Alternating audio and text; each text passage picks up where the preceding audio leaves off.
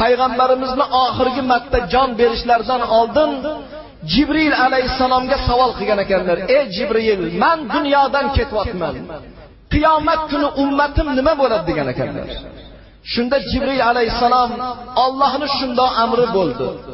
Seni payg'ambar qilgan Allohning nomiga qasamki, men do'zaxning nomini abadiy harom qildim jami payg'ambarlarga-ki, Muhammad jannatga kirmaguncha.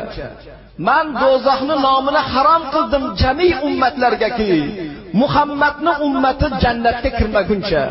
Oldin sen jannatga kirasan, sen shafaat qilib ummatingni jannatga olib kirasan, undan keyin boshqa payg'ambarlarga, boshqa ummatlarga navbat keladi deganlarda, meni vazifam endi nihoyasiga yetibdi. Jonimni olgin degan ekanlar. Jonlarini olayotgan paytlarda quloq soldik. Payg'ambarimizning oxirgi so'zlari, lavlari pichirlab turgan paytdagi oxirgi gaplari usikum bis-sola, usikum bis-sola, usikum bis-sola.